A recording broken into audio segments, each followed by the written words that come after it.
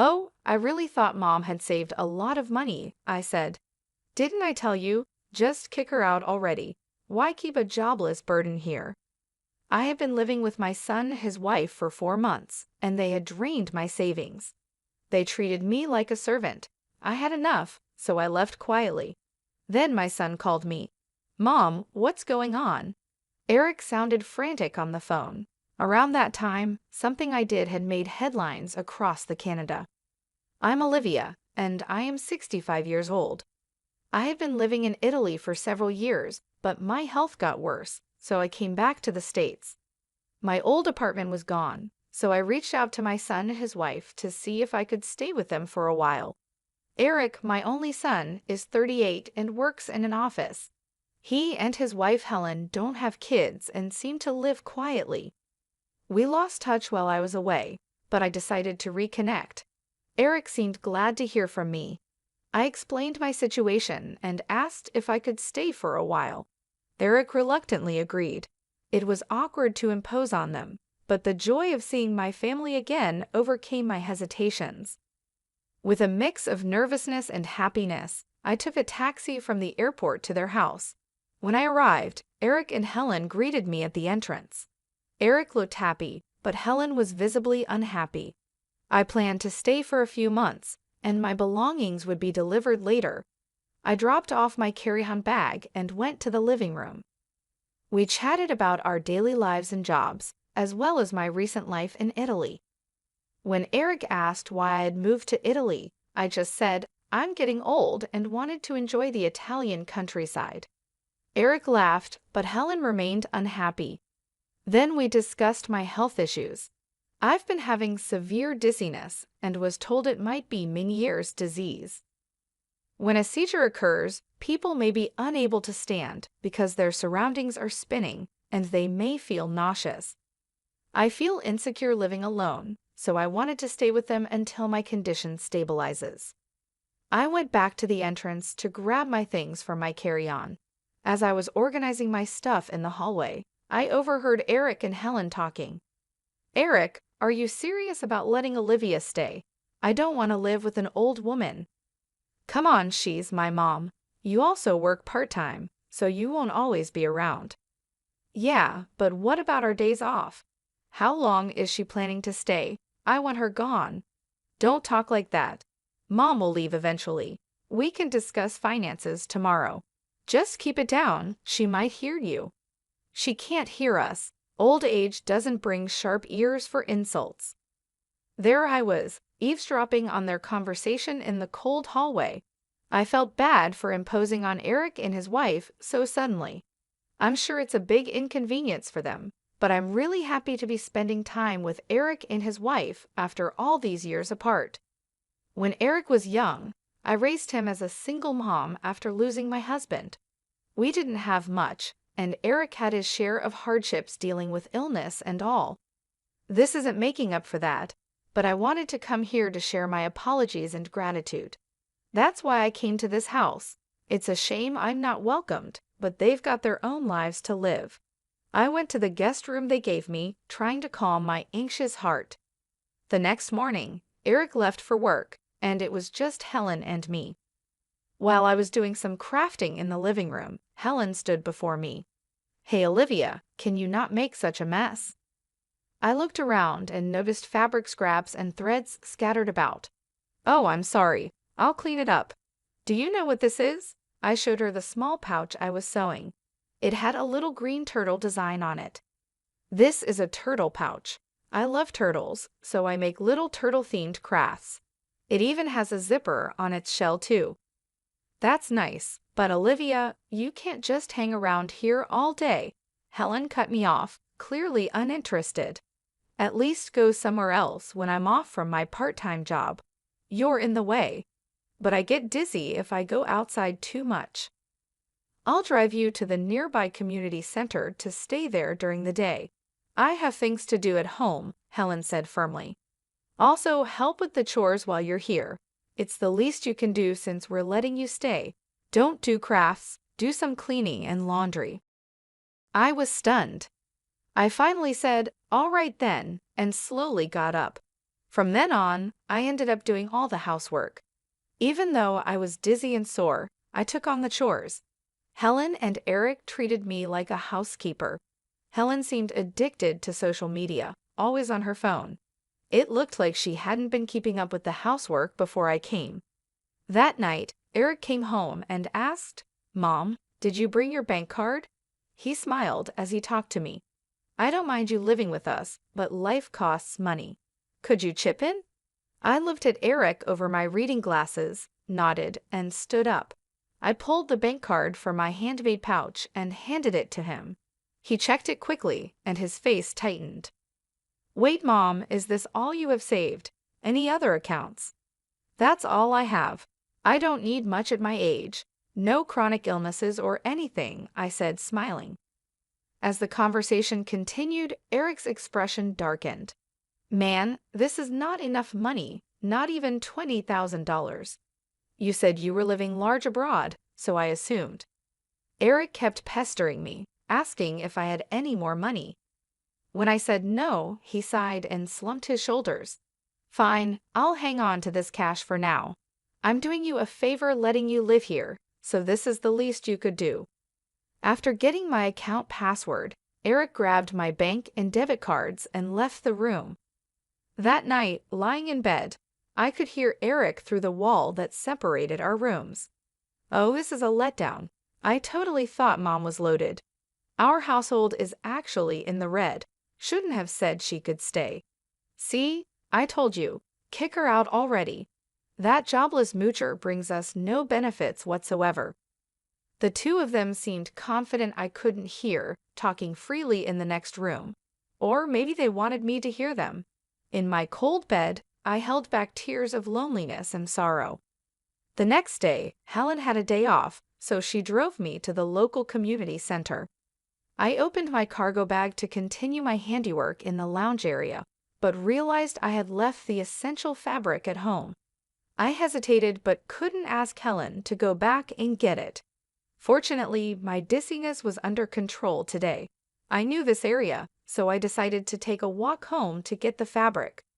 Finally arriving, I glanced through the veranda into the house. Helen and an unfamiliar man were there. At first, I thought he was a visitor, but they seemed intimately close. I hesitated outside for a while, then turned back without entering the house. So that's why they wanted me out, so I wouldn't interrupt the affair. Back at the community center, I kept thinking about Helen and that man and decided to call someone for advice.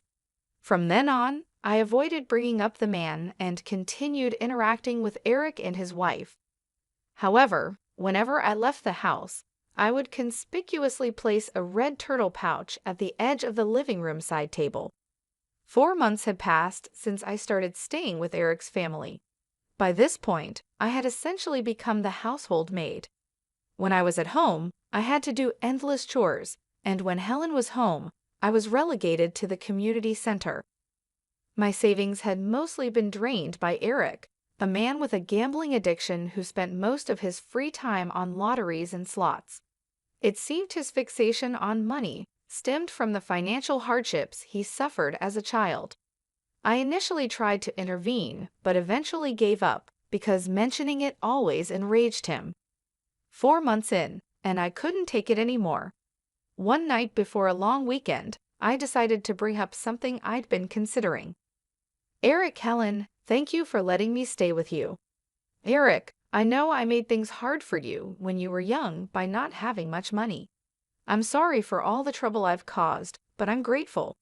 I pulled out a homemade turtle pouch from the table. It was green with a zipper on the shell.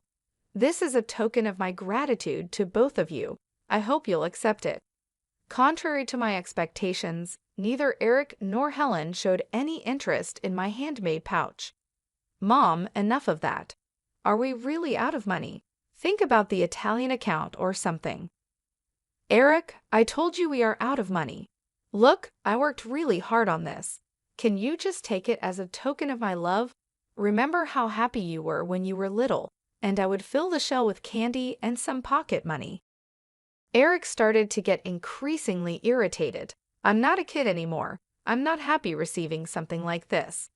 Olivia, how much longer are you planning to mooch off us? Honestly, it's annoying. Eric and his wife gave me a cold look. Desperate, I asked Eric, do you remember Brian? He helped us out in that old apartment we lived in. What? I don't remember. Stop bringing up old stories. Are we done? Eric said, looking annoyed. I was stunned into silence. I clenched the turtle pouch in my hand and felt the texture of the paper inside. The next day, Eric and his wife went on vacation, leaving me behind. After our conversation yesterday, I decided to leave the house. I quickly packed my bags and arranged to send them to my home in Italy. I also made sure to put the red turtle pouch into my carry-on bag. I left a simple note of thanks and goodbye on the table and left the house where I'd been staying for 4 months. After that, I didn't return home immediately. Instead, I stayed in a K hotel for a while. I had things to do, and I thought Eric and his wife would contact me eventually. Sure enough, about 3 weeks later, Eric called. Mom, what's going on with the turtle pouch? It's yours, isn't it? Eric yelled over the phone. Ah, you noticed? I said. I wasn't surprised when I saw the news on TV. The turtle-shaped pouch I had planned to give to Eric and his wife had a check for $2 million inside it. It was my way of saying thanks for all they had done and to apologize for any trouble I caused when I was younger. Some might find it shallow to atone with money, but I had dreamed of the day I could give it to them, saving up bit by bit over 39 years. I had found out Eric was in debt. He had tried to pay off gambling debts with more gambling, only to sink deeper. Even with a steady job, he was struggling. I wanted him to clear his debts and live peacefully, but they refused my gesture. They had forgotten the kindness they once showed me. So I decided to divide the $1 million check into smaller sums and donate it to charities and welfare organizations across Canada. I placed the donations in that handmade turtle pouch and sent it anonymously. The turtle pouch became a sensation, making headlines and trending on social media. Helen saw it on social media. Isn't that the turtle pouch Mom made? So that means you were going to give us one filled with money too. Yes, exactly. That was my way of saying thank you and sorry. I had been crafting both the pouch and saving the money to give to you. Well, you could have said that. We would have taken it if you didn't want my feelings. Then you don't need my money either. Eric was yelling on the phone, completely unhinged. It's my money. How dare you deceive me? Give it back. I couldn't listen anymore and pulled the phone away from my ear. After a moment, I spoke. All right, calm down. You're giving me a headache. There's one more turtle, and if you really want it, it's yours. Eric finally settled down and reiterated his desire for the turtle. We agreed to meet later at a cafe. On that day, I took the last red turtle in an envelope to our meeting spot. Eric and his wife were already there and demanded the money before I even sat down. When I silently pulled out the red turtle, Eric snatched it immediately and unzipped its shell. Inside was not a check but a small electronic device. What the heck is this? Eric said, confused. He fiddled with the device and found a tiny button. He pressed it, and a voice began to play. Helen, standing next to Eric, immediately changed color. It was Helen's voice talking warmly with another man that wasn't Eric. What is this? Why? What's happening? Helen seemed to finally realize it was a recording of her having an affair. She tried to snatch the recorder from Eric's hand, but Eric didn't let go. While they grappled, I opened the envelope I brought and laid out several pictures on the table. These were photos of Helen cheating with another man at home. Faced with irrefutable evidence, Helen was flustered and kept saying, "Why? Why?" Eric picked up the photos one by one, examining them intently. Since I came to your house, something seemed off. A friend told me I could hire someone to find out and even offered to cover the costs. What's your problem? Why would you do this? Well, you're my son's wife. It's sad to think family is deceiving each other. You'll understand when you're older. I guess fate brought me here to discover your infidelity. Helen, have you been lying to me all along? Since when? Eric, you've got your own secrets too. If you're blaming her for cheating, you need to fess up as well. What? I've never cheated. What about your debt? Eric fell silent, and now it was Helen's turn to speak. What about you wasting all your money on gambling? I only use the money I earn, and you have your part-time job, so you should have some money. Listening to their squabble, I sighed. This couple had somehow managed to keep it together until now. Neither of you has any money. Eric, you're $50,000 in debt. Helen, you've been giving all your earnings to your affair partner. I had the investigator check your finances too, I said. Both Eric and Helen were shocked and started shouting at each other. I was floored when I first heard the investigation results. This couple was on the brink of bankruptcy. Look, we can pay back the debt if we get Mom's money. So give it to us now. I donated all the money. The only thing left is this red turtle figurine. You blew through my savings on gambling, remember? You're kidding me. All of it? Enraged, Eric lunged at me across the table. Other customers started to pay attention, and the staff hurried over. The $2 million is mine. It was supposed to be mine. Give it back. Soon, the police had to be called to restrain Eric. After the police calmed him down, they kindly escorted me back to my hotel due to my concerns about Eric's aggressive behavior. A week later, Eric and Helen's relationship had deteriorated beyond repair due to the affair and debt. They got divorced. Eric, now single, got even more consumed with gambling and acquired more debt. He was caught trying to embezzle company funds. He avoided criminal charges but was fired. To make matters worse, his outburst at the cafe was captured on video and spread on social media, making it difficult for him to find another job. Unable to bear the shame, Eric cut off all contact and disappeared. After the divorce, Helen had no one to rely on and moved into an old public housing unit, living alone. Just before I could make a donation for the turtle rescue, my online post mocking my own turtle went viral. Helen started facing harassment and stalking, which eventually spread to her part-time job and got her fired. Even the man she was having an affair with grew tired of her and left. Now, without any income, she's living on temporary assistance for needy families.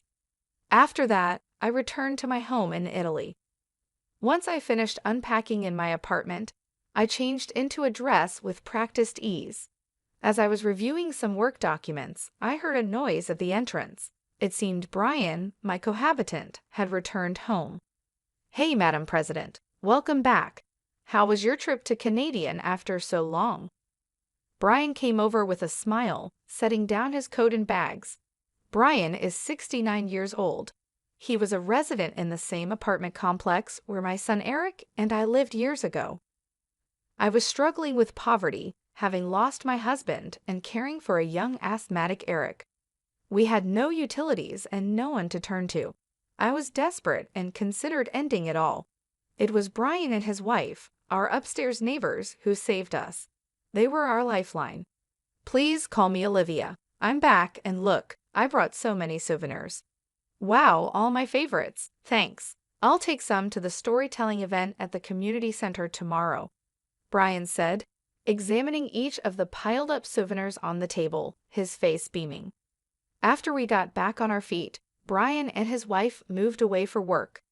Years later, we bumped into each other in the city, and I began helping with a support program for the needy that Brian had founded.